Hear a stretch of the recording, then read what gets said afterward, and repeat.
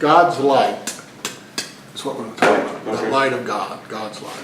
I'm going to go back into the Old Testaments to start with, and the only reason it's old is because it was the first. It has nothing to do with anything else. Sounds good.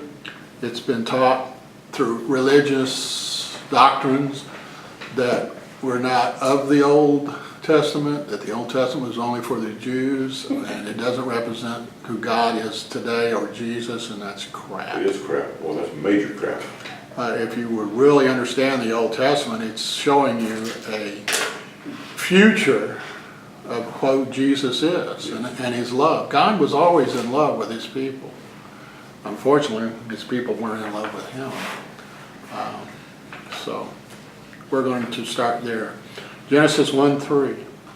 God said, light, and light appeared. God saw the light was good and separated the light from the dark. God named the light day. He named the dark night. It was evening. It was morning, day one. Now think about that.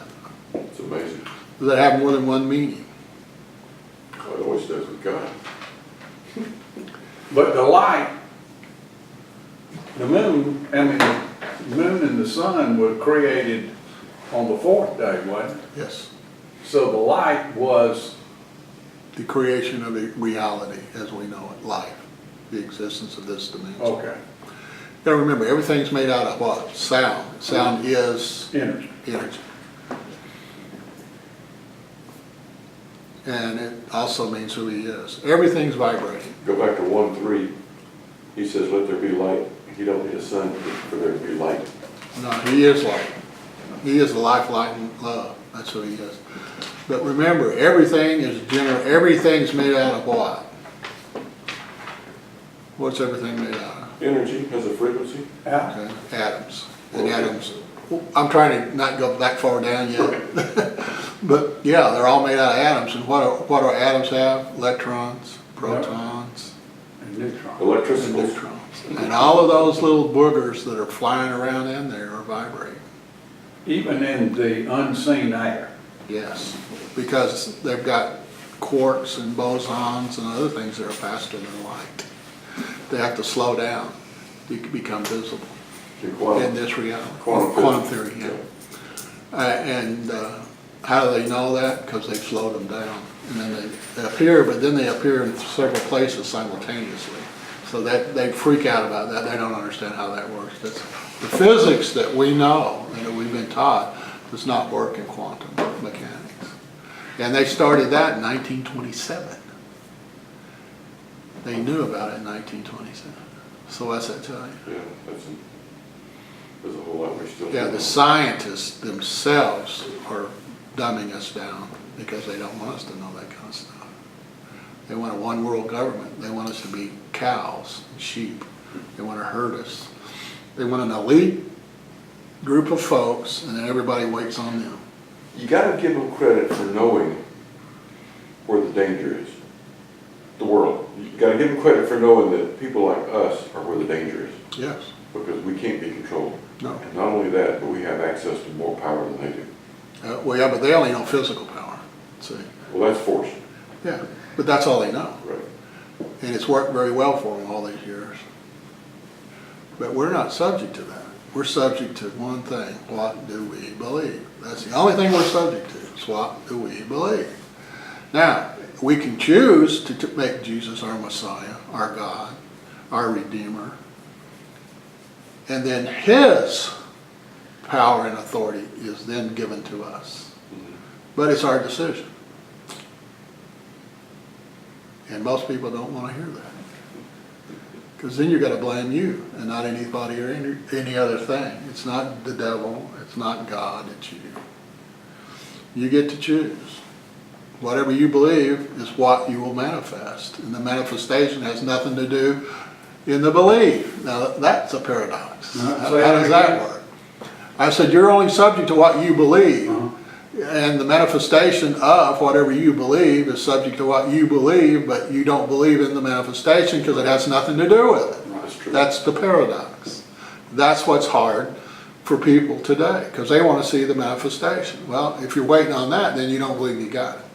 That's the paradox. So if they don't, it's like, I look at it like this, they are in a losing dynamo, that if they don't choose to break out of it, they never will. No, because see, that's physics. That's what we've been taught. You know, gravity and the apple and Right. Newton's law. That's all crap. It works for big stuff, but not small stuff. And it You doesn't control work. it. Yeah, and you control it. That's why the theory is, you know, it depends on the scientist. What does he believe? And that's what you're going to get from the experiment. So it will be different. For the big stuff and the small stuff. All of Yeah. it. But most people don't believe that. So it's not true. So they don't believe it. And they don't understand it's based on what you believe. Everything. There ain't nothing that's not. Even though you can go back in your life and really look at it and see what the belief system that you have is chosen to do this or that. Right. Nobody else. It's you. Right. Sometimes that's very painful. Very much so. I know. I went back with God on a trail in a bubble back in time, and He showed me all the way That's back. good, I like that, that's, You know, why did you do this? And this is what you got.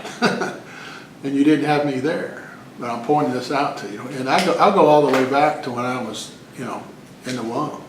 You can go back that far in your imagination. And man, did I screw up. Woo! But I was subject to that's interesting, yeah. the emotions that my mother was receiving, which has got put into me. Well, everybody's that. I know. Right. But some people, it depends on your environment, on what emotions you receive. And unfortunately, my mother's half crazy, and the other half's mean. So I got that in the womb. And 70% of everything that you receive emotionally in this existence is based in fear. And if your father pissed your mother off, you'll receive that emotion. And then after you're out of the womb, everything that is very emotional, the situation, and you know it when you're a baby. You may not know it here, but you do know it because your subconscious mind's on all the time. And that puts a belief system into you. And you've always wanted to know, why did I do that? Well, that's why you did it. Right. Because you were pre-programmed to do Right. it. And Richards has got a great book about, you know, how to stop the pain, and it's in that book, a lot of it. But we all are. We're subject to the emotional beliefs that we've experienced in our existence on earth. If you ask the Lord to show you and take you back to find out why you make the habitual screw-ups that individuals will make, like in my case, I know what they are. And I found out where it came from, and it was back in the age of 4 and 5. But yeah, Emotional you can do that. training that was put into you back then, yeah. So you're a product of your emotional life. We all are, especially you, brother. You had a lot of emotional up and downs, religious, you know, things that aren't true that were put into you as a child growing up. And it's not, people will ask, is it my fault? It wasn't your fault that it happened, but it's your fault if you don't fix it now, because the fix is here. Yes, His name is Jesus. yes. And some of them are so deep rooted Oh, gosh. that you can tug. You know this better than most people, Chris. You can tug on that old root and they're going, no, oh, it hurts. Oh, leave me alone. Oh, it's connected to my billfold. Oh. But yeah, Richards will always take you back and get to the root question is, okay, now you've identified that you got this problem, you want to get, and you have to get rid of it. The question is, do you want to get rid of it? What are your intentions? and most of it. Because you may not want to get rid of it. There may be, as he has defined the word secondary gain, Yes, you know. yeah. But guess what? Everywhere you go, there you are. Right. So it all depends on you. Look, it's all about you. I want you to understand that. You're a person. You're separate from the world. You're separate from the people in this world. It's about you and your relationship with God. That's it. That's what everything is built on, if you're a born again believer. Now, with that relationship, and God has given you all authority and power that pertain to this world, then why aren't we using it? Because we've been taught not to our whole lives. True. And it's hard for us to do it. Still, it's hard for me to do it. Because I'm really guided by my 5 physical senses in the physical. And all they're doing is bringing in what they perceive to be truth. And it may or may not be true. Because look, there's energy vampires out there today. And their sole purpose is to suck the energy out of you. And you know who they are when you get around them. But that's their whole existence. And we're all energy-based creatures. So. I just got Ron's thing. He did send it to the group instead of just you. Yeah, was at a conference. He said he'd be here later. So, remember. You get to choose. What do you want to do today? Every morning when I get up, I talk to God. What would you have me do today? What do you want me to do? What's my next best step, as Ron would put it. Well, there is no next best step. Is that you live in the life, light, and love of God, period, the end. And you can communicate with Him on a daily basis. You should always get up early in the morning and meditate in the Word. Jesus did every day that He was on this planet. And early in the morning is quiet. There's nobody around, nobody going to bug you. Best time of the day. Best time of the day. And then go out and watch the sun come up. Put your feet in the dirt. Because you are a child of the sun. The energy from the sun regenerates the energy that your body is living off of. And it's hard to do on rainy days. And that's why people in Seattle, Washington, they have a lot of problems up there mentally, in Oregon, because of the sun. They don't get as much sun. I stood outside 5 minutes the day before yesterday because that's the only time I got the sun because it was foggy. And I looked into the sun for 5 minutes and got refreshed. And of course today there is no sun. But really, if you guys want to do one thing, defrag and get sun. You can get 5 minutes, and that means outside, not behind glass. It doesn't work in your car, it doesn't work in your house. You got to get outside and have the rays hit you. And if you can do it for 5 minutes or 10 minutes or half an hour, whatever, but go do it. Because if you will do that, you will have more energy, your thought process will be clearer. This is your physical side, we're not talking spirit, but look, we all live in a body, and we want to keep this machine in tip-top condition. And the only way you can do that is refilling your body not with food, but with photon energy, which comes from the sun. That's light. Hallelujah. Genesis 1:16. God made 2 big lights, the larger to take charge of day, the smaller to be in charge of night. And when He made the stars, God placed them in the heavenly sky to light up earth and oversee day and night, to separate light and dark. God saw it was good, it was evening, it was morning, day 4.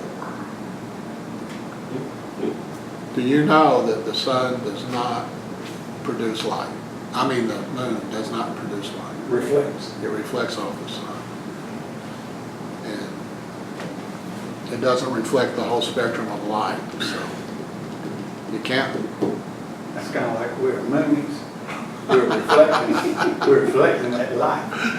And that's why a lot of people go cuckoo-cuckoo when they have a full moon. Because it's only getting a certain amount of the light spectrum, it's not getting the whole spectrum, so. Is the moonlight good for you? What I found out, no, it's not. But it's not going to affect you either, because you're not out in it a lot. Should people work at night, the graveyard shift, they get a little 15, 20 cents more an hour? That's what it used to be when I was a kid. No, you shouldn't. We're not made to do that. We're mammals. Our physical body, we're made exactly, we are a mammal. physically. We have childbirth, we don't carry our kids and all, they're not born in water. We are air breathers, we eat, we're mammals. We're the highest form of a mammal, physically speaking of the body. And all the other mammals don't have a soul, a spirit. They have a soul but not a spirit. So, that's why in the wintertime, you want to rest more. And you need more. You need more because there's no less sun. So the sleeping helps regenerate. Your body regenerates when you're asleep, not during the day. So if you're living on 4 or 5 hours, that's not good. Take a nap if you can. Go back in your office, kick back, Chris, and snore for about 10, 15 minutes. I used to do that. It works. It's good. It's good for you. And you might as well start it now. As young as you are, if you get in a pattern, it'll be great. So when you get old like we are, it still works. Power naps. Yeah, it's called a power nap. Absolutely. And it does rebuild you, especially in the winter. Because we are creatures of the sun. We are. That's why all the ancients worshiped the sun, because they knew what the sun was doing. It was growing their crops. It made them feel better. And why would they worship the sun? Because they were stupid. But it is what it is. Because there's always been gods on this earth. Always. And I don't believe before Adam and Eve. I'm sorry, I don't believe in the gap theory. I think that's crap. Satan didn't come down to rule the earth. Satan didn't have the authority to do it. Hallelujah.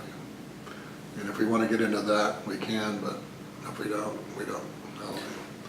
Exodus 13:20. What was it?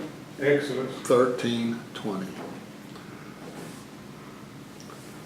They moved on from Sukkoth and then camped at Edom at the edge of the wilderness. God went ahead of them in a pillar of cloud during the day to guide them on the way.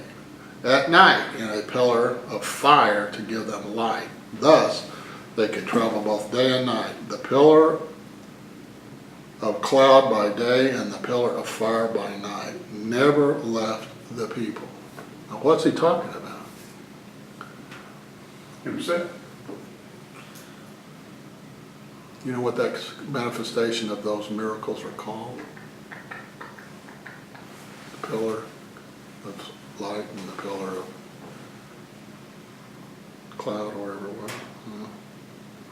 Yeah, pillar of cloud during the day and a pillar of light during the night. Shekinah glory. Huh. That's where you get the Shekinah glory, when there's a fog or a mist that shows up, or fire.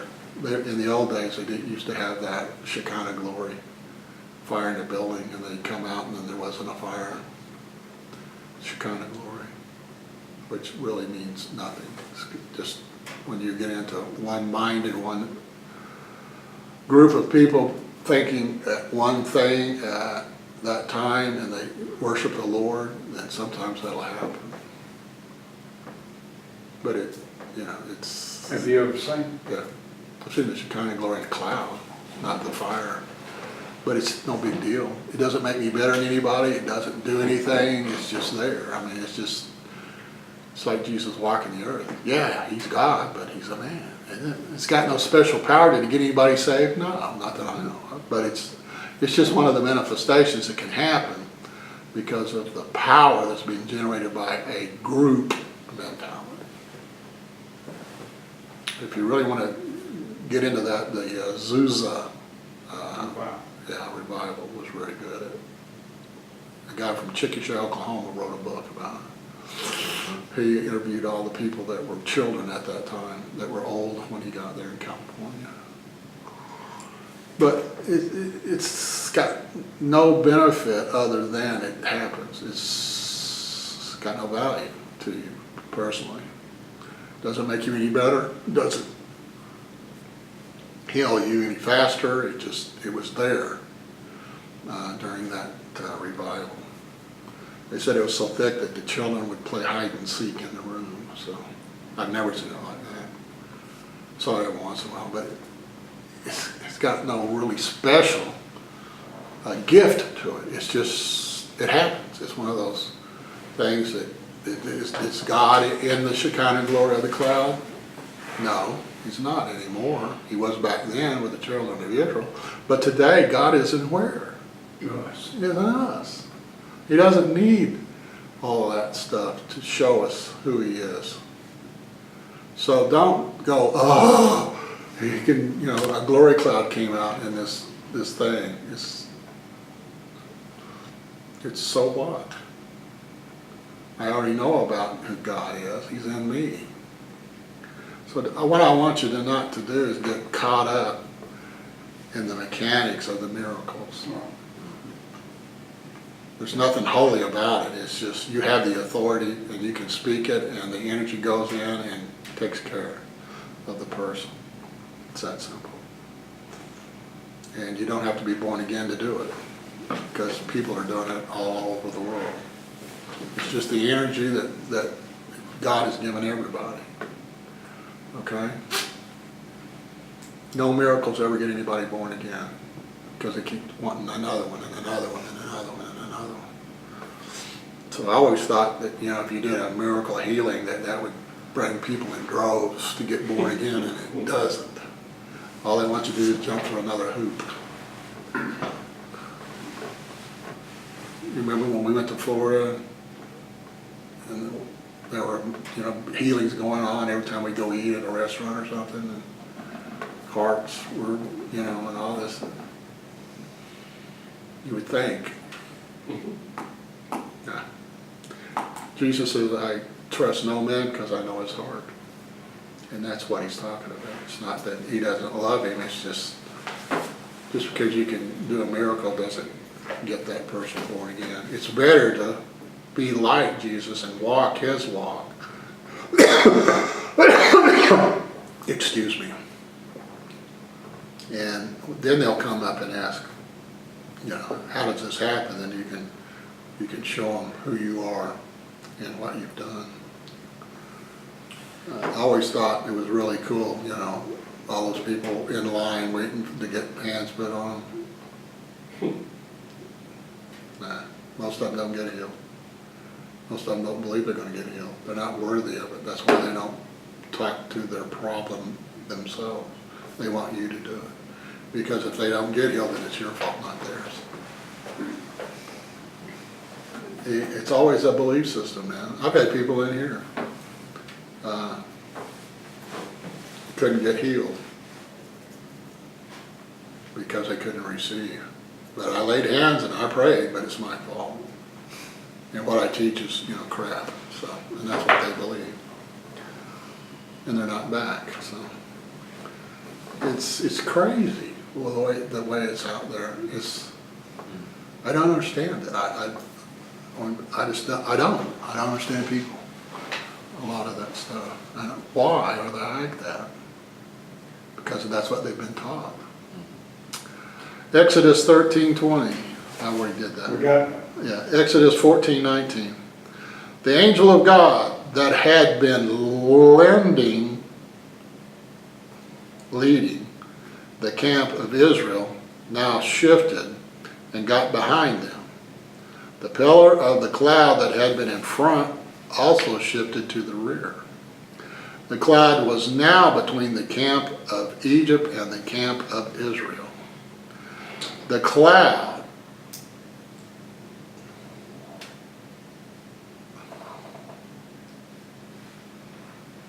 enshrouded or something, one camp in darkness, enshrouded, one camp in darkness and flooded the other with light. The two camps didn't come near each other all night. So why did that happen? The Shekinah glory.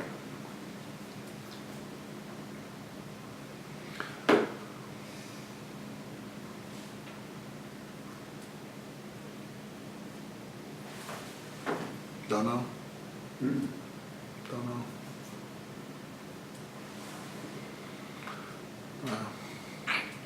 And the pillar of cloud that had been in front of them shifted to the rear.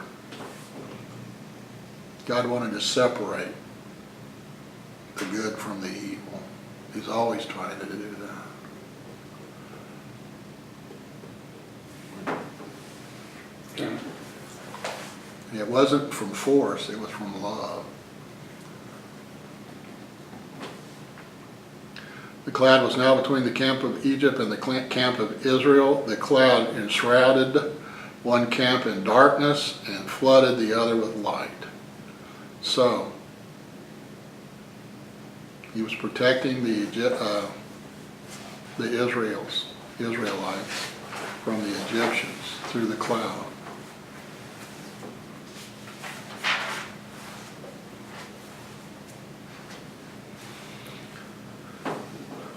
Exodus 27:20. Now, order the Israelites to bring you pure, clean olive oil for light so that the lamps can be kept burning. See, all this fire had no fuel. It was because of the Shekinah glory of God that this was happening. It was a miracle.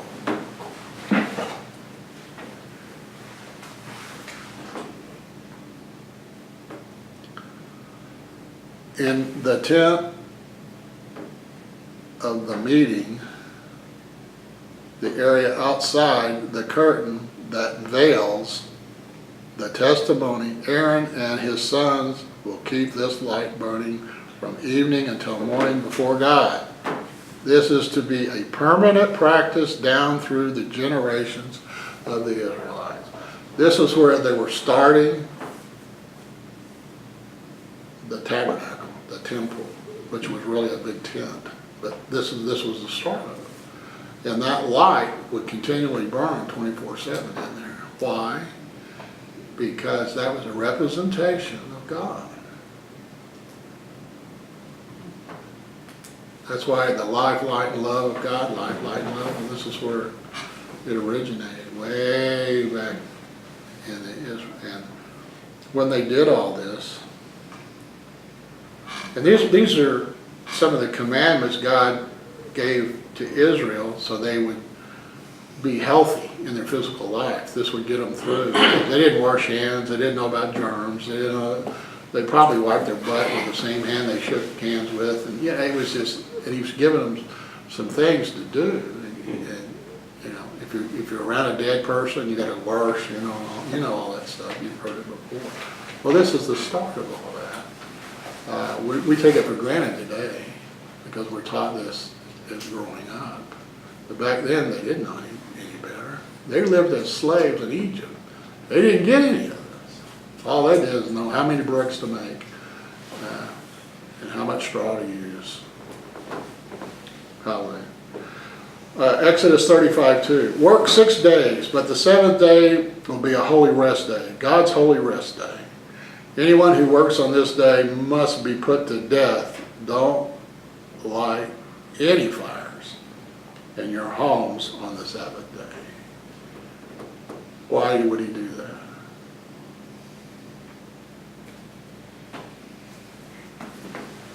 Why would God put to death somebody that worked on Well, that too, and not put a fire in your house on the Sabbath, the seventh day. Why? Why would he take away all of this physical? to show that he's God, that he's ample enough for provision regardless? That's right. Put me first. Yeah. Let me show you. You don't need fire. You don't need the You don't need physical. all that, 'cause All you need's me, because I love you so much. And if you don't, that person, then that person doesn't believe in me. And that's why put them to death. That's what happened to Adam and Eve. Yes. They chose the tree over listening to him for instruction, Yes. and it killed them. Yes. Eventually, yeah. You had to have them live long enough to procreate, so when they left the garden. See, Adam chose his wife, Eve. Of course, she was part of him. So it's like,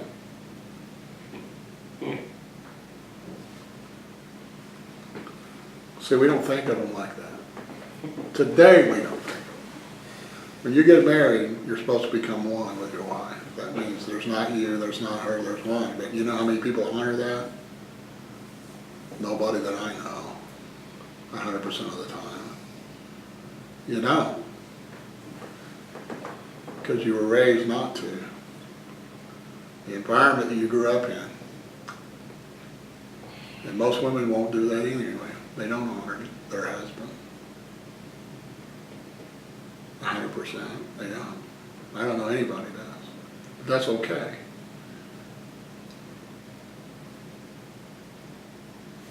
Just as long as I don't try to write their name in the snow, you'll be all right. But some women think they're better at it than you are. And they're out there, feminazis. You were married to one, by the way, your first one.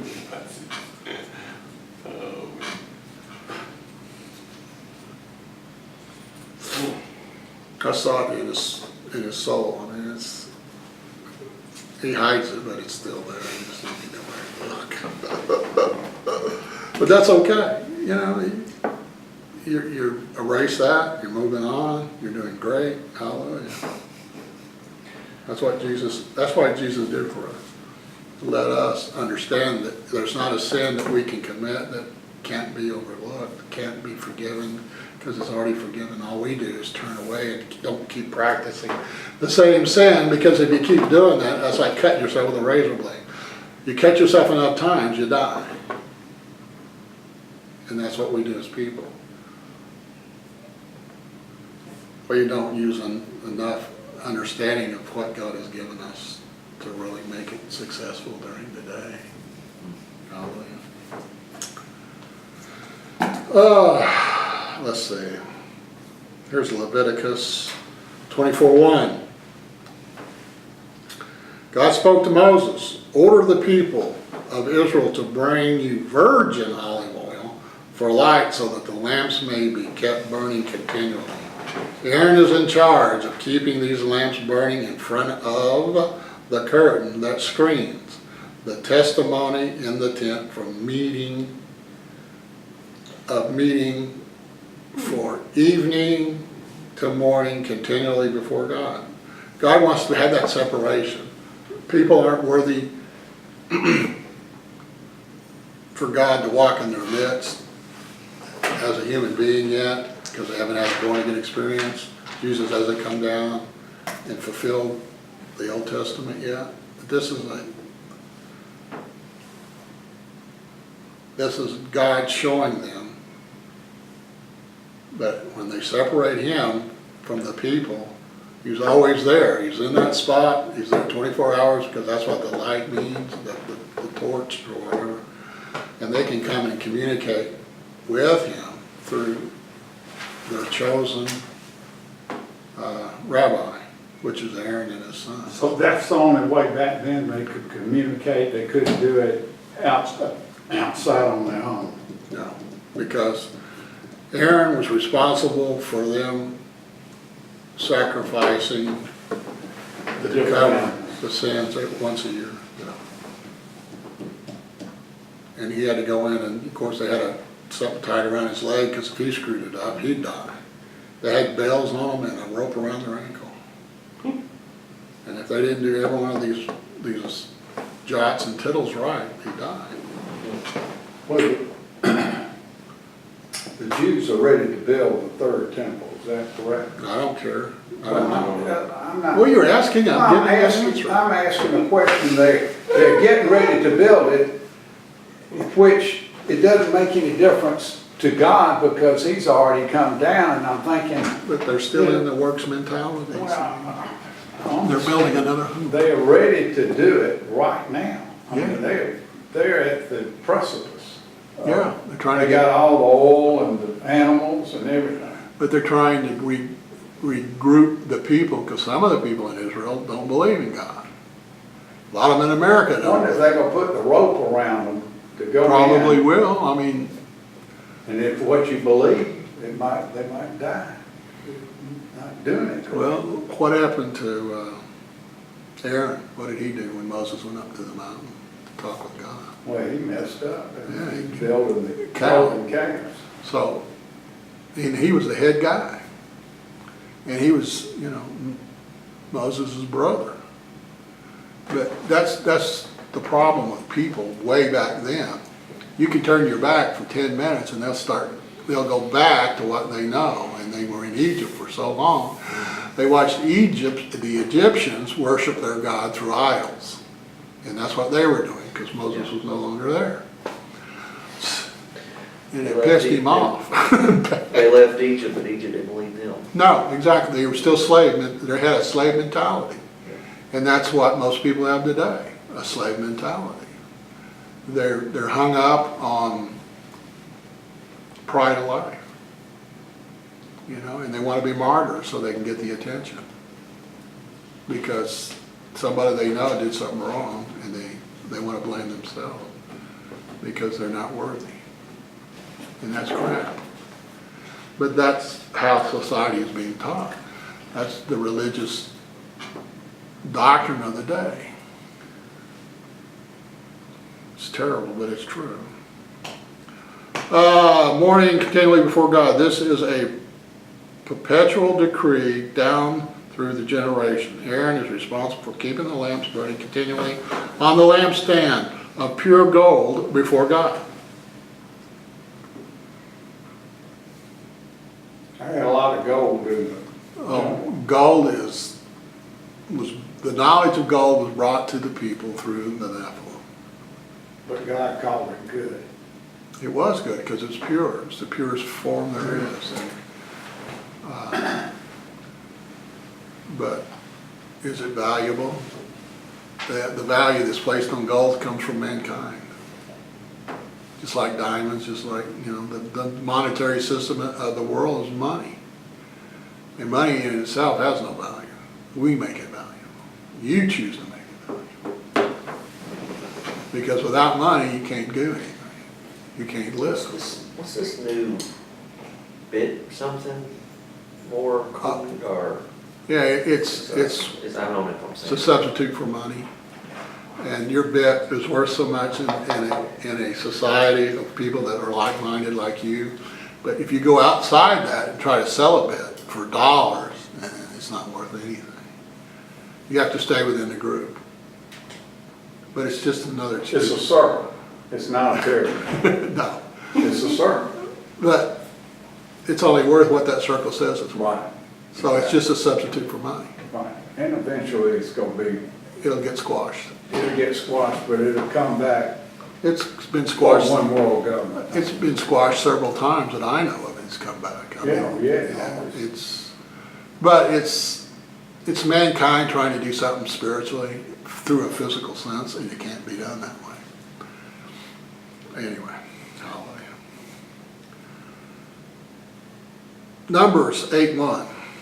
God spoke to Moses, "Tell Aaron, install the 7 lamps so they will throw light in front of the lights." Now, why would he do that?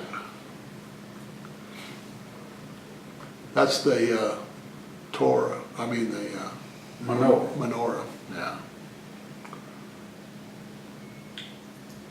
Why would he say that?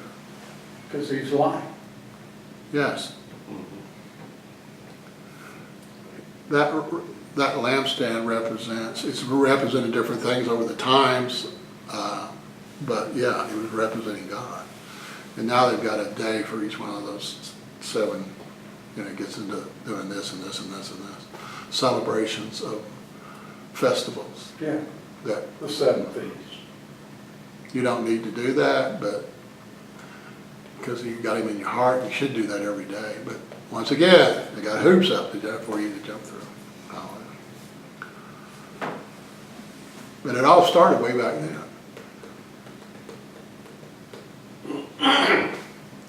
Deuteronomy 25:13. Don't carry around with you 2 weights, one heavy and the other light.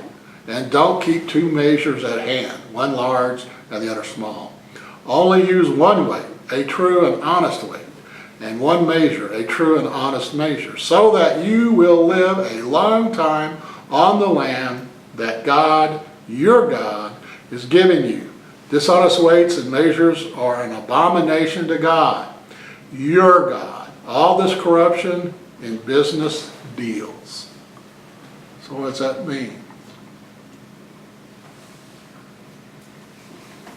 God wants everything equitable, fair, Let square. your nay be nay and let your yea be, yeah, it's just, You look, can't have two sets of anything. you can't cheat. You're supposed to be doing this with love. Everything you do is in love. It's supposed to be, it's not, but it's supposed to be. And it's not easy, don't get me wrong. When my wife fires up a cigarette and it pollutes the whole house, I don't praise that. I don't like it. She pollutes, she's a polluter. She stinks like nicotine. That's why I live in the bottom of an ashtray. A dirty ashtray. I don't like that. Does she want to quit? No. She'd been smoking before I knew her. She's probably started smoking when she was 17 or 18. Somewhere in there. She's 50. No, she's 62. I know. It's awful.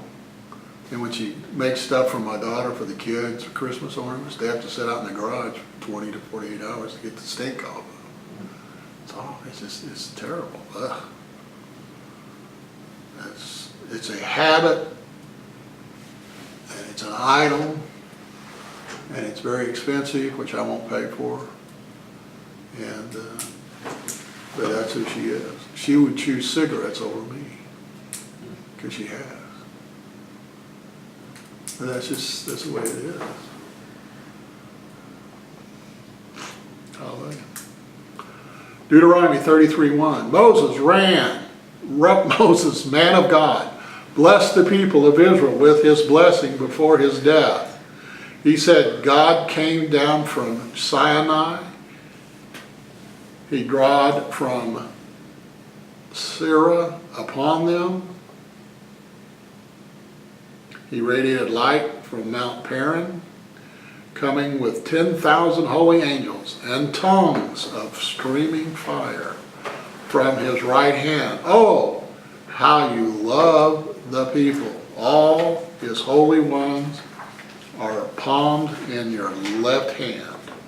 They sat at your feet, honoring your teaching. The revelation commanded by Moses as the assembly of Jacob's inheritance. Thus God became king in Israel, in Judea, as the leaders and tribes of Israel gathered. Blessings are given from elders to the people that serve them. You should always give a blessing to your children, to your grandchildren. We've always talked about this already. And do it while they're still in their mama's womb. Even though you didn't your child, but you can still bless her husband. Give a blessing. It's not a correct statement of words. You just bless them. You know, I bless you with lifeline love. I bless you with longevity. I bless you with wisdom and patience. You just do that. You should. You're supposed to. It's mandatory if you want to follow God's wisdom and truth. You should always do that. You should bless everything that's in your life. Bless your cars. Say a blessing. I know you do.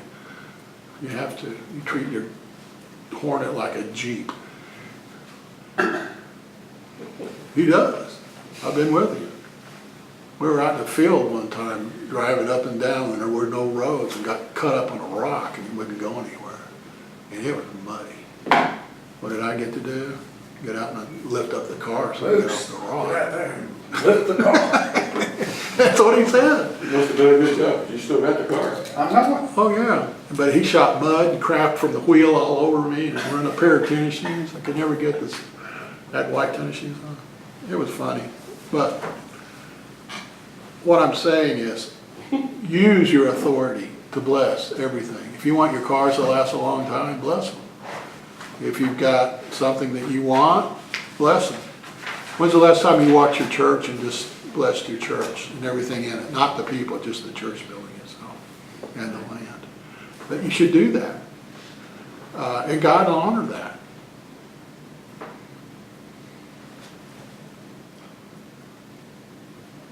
So it's up to what you want. It's always going to be what you want, even though you don't remember these things. But that's what I'm here to do, is point them out. You walk in the life, light, and love of God. Amen. Well, that's blessing. Jesus blessed all the time, and he still does. He's given you his blessing. There's nothing that you don't have. 1 Samuel 12:6. And the people said, he is witness. Samuel continued, this is the God who made Moses and Aaron your leaders and brought you, your ancestors, out of Egypt. Take your stand before him now as I review your cases before God in the light of all the righteousness ways in which God has worked with you and your ancestors. When Jacob's sons entered Egypt, the Egyptians made life hard for them, and they cried for help to God. God sent Moses and Aaron, who led your ancestors out of Egypt and settled them here in this place. So what's he telling them? What are you bitching about?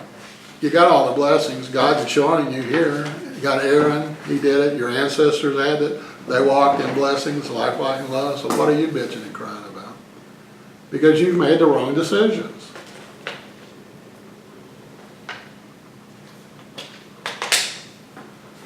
First Samuel 29:9. I agree, said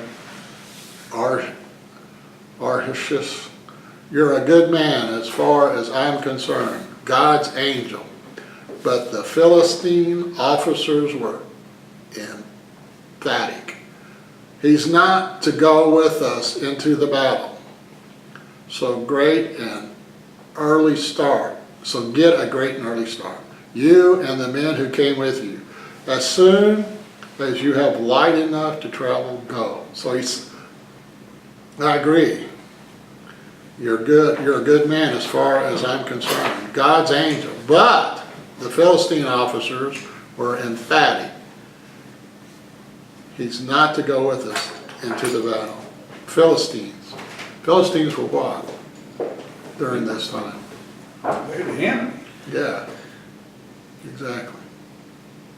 So they're separating themselves from the Israelites, Right. which was dumb. Because they could have used the blessings of the Israelis. You see that? Yeah, why is so many people anti-Semitic? Because of the world system. It's showing you right here in the Old Testament. It hasn't changed. They still don't like the Jews. Why? Because they were God's chosen people. And even the Jews don't like the Jews because of that. It's the world system. The Roman Catholic Church, which was the first organized religion, didn't like Jews. Because it really represented God.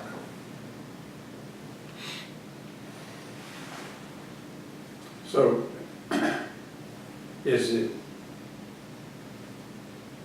that the world system, we're not going to call him Satan or the enemy, It's Luciferian doctrine, you can say that. that doesn't want Jesus to come back? Of course Is that part of it? Yes. They don't want to be controlled, and they're not controlled, but they don't want to not control their own lives. They don't want to put somebody in a position of holiness. It would be the best way to put that. I know I screw up all the time. I've tried to be my own person, and I failed miserably. Oh, yeah, we all do that.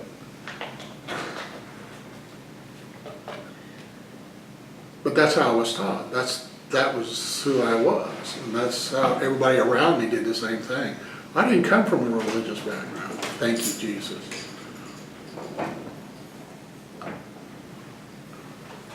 But I knew there was a better way than what I was doing.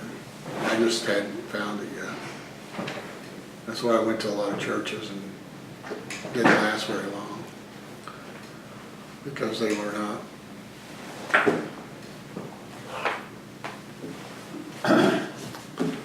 But it's always gonna come down to one thing, gentlemen. What do you believe? You get to choose your relationship with God. All of it. And it's personal. There's nobody that can help you. It's between you and God. You can take him as, like I said, the Messiah, your God, your Redeemer, or not. And God can't do anything about it because you've got free will. You get to choose. So what do you want?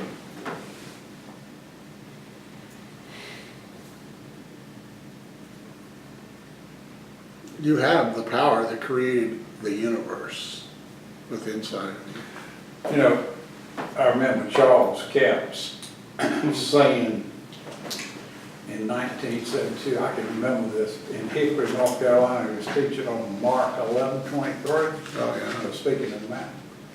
And he says, most people, God says, Jesus says, I say you can have what you say, but most people are saying what they have. Yeah, I use that a lot. So, just think about it. You know, they're saying the problem. And God's Exactly. giving them the answer. They can have what they say, but they're Power saying power what for they have. good or power for bad? Yeah, See, what they're doing, they're speaking what has manifested in their life. right. But they can't see the power of the spiritual word that can change it. Yes, They still want to just, it's there, it's always got to be there. You know, you go have what you say or say what you have. and when you say what you have, then you're limited to what you have, which is limited to the manifestation of what you're praying for, and when you do that, then you don't believe you got it. Right. And that nullifies the manifestation. And people don't believe that. Right. That's the paradox. That's why you don't pray for. Right.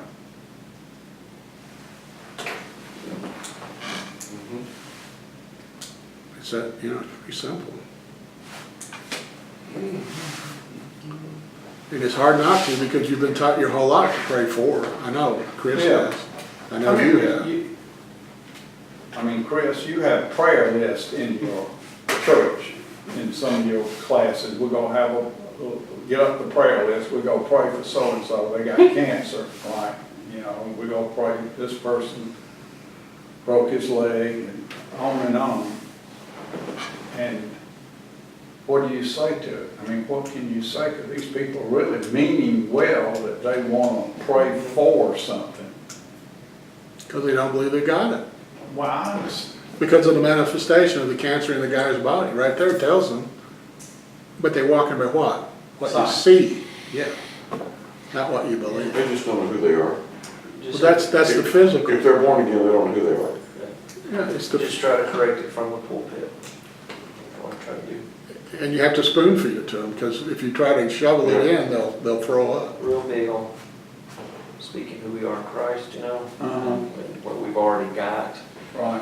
and get out of the works mentality, which is forward in a lot of churches. But it's just something you have to try to correct, pulpit or one-on-one, you know, and then, you know, you keep it working in yourself, because you feed, or not feed, but you get fed all Yeah, hoopla what and you- mess that you have to be a sounding board off of.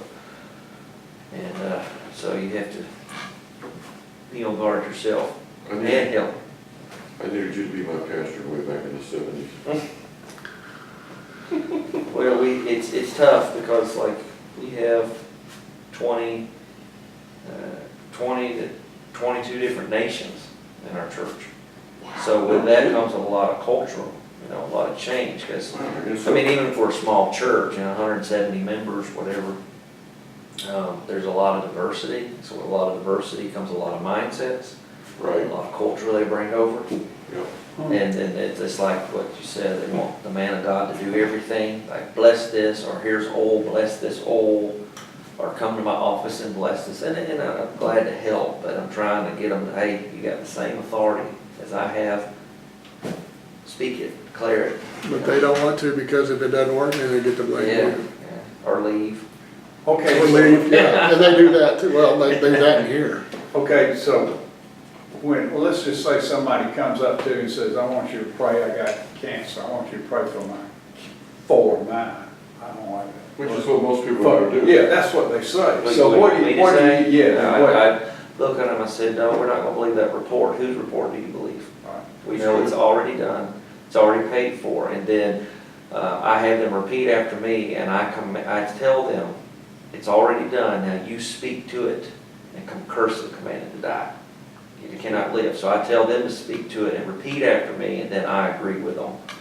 That's what I usually do, but I tell them, I make it come out of their mouth. Right. Because you gotta keep saying it, you gotta say, even if you don't believe it, keep saying it till you believe it. Persuade your own heart. Yeah, because faith comes by hearing. What you hear, you already got it. So that's what I try to do, and try to do it that way and agree. That's good. And Yeah. then just try to follow up So with. you're instructing them at the same. Oh, yeah, You're many instructing them, times. plus you're telling them, you're answering their question, plus you're instructing them. Sure. That's what I try to do. But when somebody comes up, they always kind of, hey, I want you to pray for.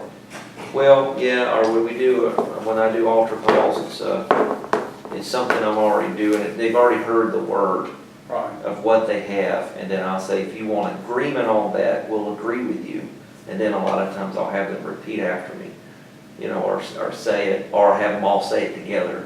If it's over one issue or something, we'll do it as a group in the altar. See, I went for 40 years in churches where that pastor, if I asked him that question, he'd just pray for me. Yeah. Now, I'm big on telling people, you speak to the mountain. He's like, okay, you've asked me a perfect. And that's what I learned to legitimate hear, question. that's what I learned reading the Bible, I tell them, you speak to the See? mountain. I mean, that's all. So you must. There's believe right nothing there. more powerful than what comes out of your mouth.